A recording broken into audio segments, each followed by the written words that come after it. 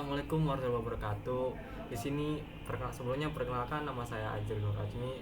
Di video kali ini saya akan memaparkan materi tentang pengenalan jaringan komputer dan teknologi komputer. Nah, di era zaman sekarang yaitu banyak hampir semua aspek kehidupan terhadap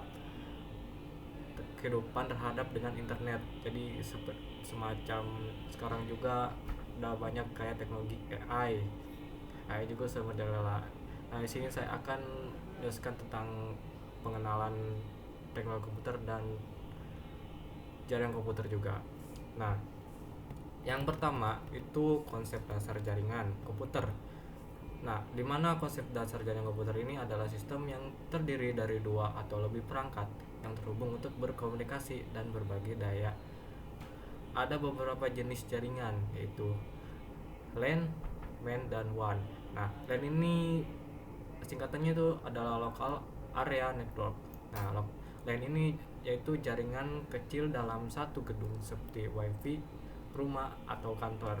Nah, dan MAN Metropolitan atau Area Network, jaringan yang mencakup satu kota. Contohnya kayak jaringan ISP lokal.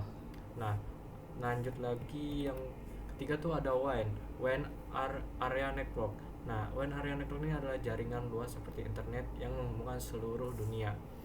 Uh, Jaringan ini bisa berbentuk kabel internet atau nirkabel kayak WiFi atau Bluetooth dan menggunakan perangkat seperti switch, router, dan modem untuk mengatur lalu lintas data. Yang kedua itu adalah ada namanya protokol TCP atau IP,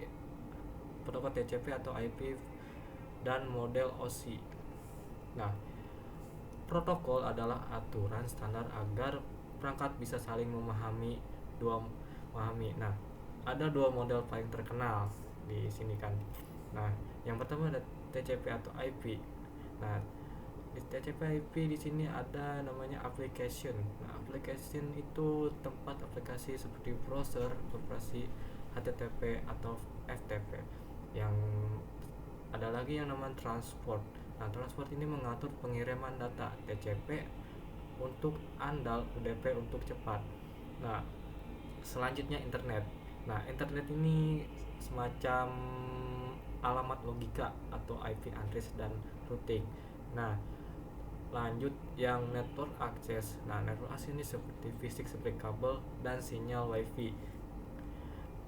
Lanjut itu model OSI. Nah, model OSI ini semacam session mengatur koneksi, presentation, accuracy atau kompresi data, dan physical media transmisi. Nah, contoh nyatanya itu seperti saat Anda mengirim email. Nah, data turun dari application ke physical di pengirim lalu naik kembali di penerima gitu. Yang ketiga ada yang namanya DNS dan IP address. Nah, DNS dan IP address ini gini aja deh, coba bayangkan DNS domain name system ini sebagai buku telepon raksasa yang menerjemahkan Google.com menjadi IP address seperti contohnya kayak 142.250.190.78. Nah, tanpa DNS kita harus menghafal data angka. Nah, ada dua versi IP. Nah, IP ada yang namanya IPv4. Nah, IPv4 ini adalah format klasik. Contohnya yang kayak 192.168.11. Nah, itu namanya format klasik IPv4, tapi hanya mendukung 4,3 miliar alamat saja. Nah, ada yang namanya IPv6. Nah, IPv6 ini format baru. Contohnya ini lebih rumit lagi. Jadi kayak angkanya tuh 201.20 dan sebagainya. Nah, pokoknya itu. Nah, di sini IPv6 yang format barunya itu mendukung 340 triliun alamat. Nah, dan ada fun face-nya DNS. Ini DNS juga bisa digunakan untuk load balancing dengan mengarahkan penggunaan ke server terdekat. Lanjut itu ada yang namanya teknologi web, bisa bilang ada di teknologi web ada HTTP, HTTPS, HTML.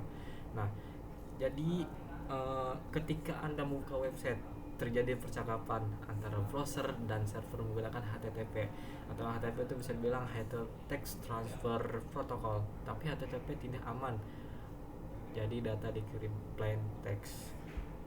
Nah, ada yang namanya HTTPS juga. HTTPS ini adalah versi amannya.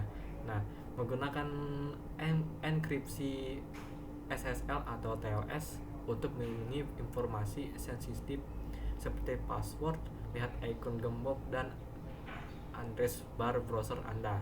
Sedangkan HTML Hypertext Markup Language adalah kerangkanya. Jadi rangka halaman webnya gitu. Setiap teks gambar atau tombol yang Anda lihat diatur adalah oleh kode HTML. Nah, jadi HTML sebenarnya cuman rangkaiannya saja. Yang kelima, ada yang namanya keamanan internet. Keamanan internet seperti firewall dan VPN. Nah, ini tuh keamanan jaringan ibarat benteng pertahanan. Dua komponen utamanya kayak yang pertama, firewall tuh berfungsi seperti penjaga gerbang yang memfilteri lalu lintas data, bisa berupa hardware itu perangkat khusus atau software seperti Windows Defender. Yang terakhir tuh ada namanya yang terakhir tuh menggunakan rules untuk memblokir akses mencurigakan. Nah,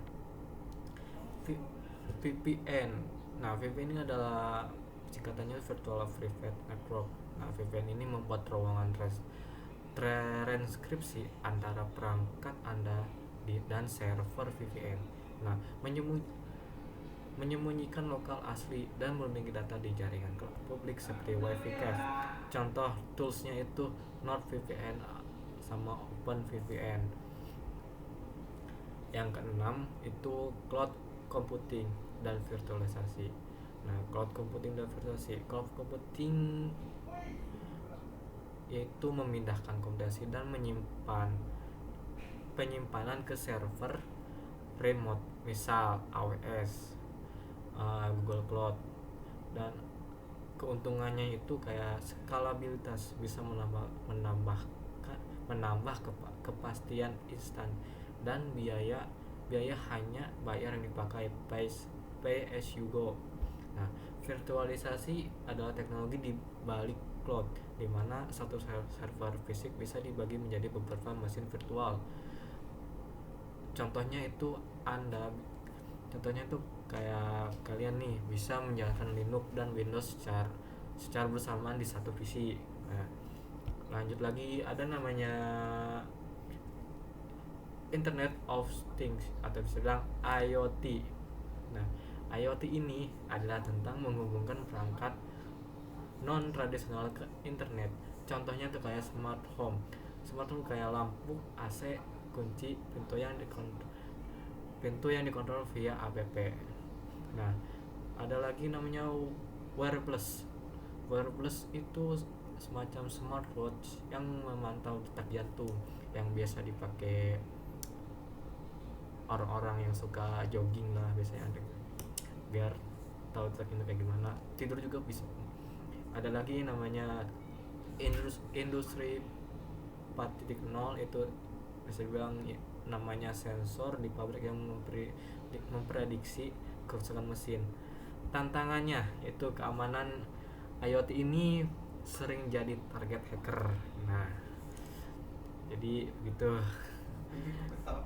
Nah, untuk yang ke-8 itu ada tren 5G dan edge computing. Nah, tren 5G dan edge computing ini yaitu tren masa depan. Mungkin zaman sekarang udah pakai sih kayak jaringan 5G kan juga kan ya. Nah, 5G ini bukan cuman lebih cepat hingga 20 Gbps dibandingkan kayak jaringan 4G. Ya 4G lah itu lah. Tapi juga 5G ini jaringannya tipe ultra low latency atau cocok untuk VR dan operasi remote. Ada lagi ya yang itu edge computing. Nah, edge computing ini proses data di perangkat tepi seperti router atau kamera, bukan di cloud. Contohnya itu adalah mobil otonom. Mungkin tahu mobil otonom itu butuh respon instan, data bolak tidak bisa menunggu data bolak-balik ke cloud. Dan mungkin itu pengenalan jaringan komputer dan teknologi komputer. Nah, jadi jaringan komputer itu adalah dunia yang dinamis dan penuh inovasi. Jadi dasar dari TCP atau IP hingga revisi 5G, pemaham ini akan membantu Anda menjadi pengguna, akan membantu kalian menjadi pengguna, ataupun saya pun membantu pengguna teknologi yang lebih cerdas. Mungkin sudah untuk materi ini. Mungkin jika video ini bermanfaat, mungkin boleh like. Kalau nggak suka jangan di like, dan subscribe juga, dan jangan lupa share ke teman-teman kalian. Mungkin dari saya, assalamualaikum warahmatullahi wabarakatuh.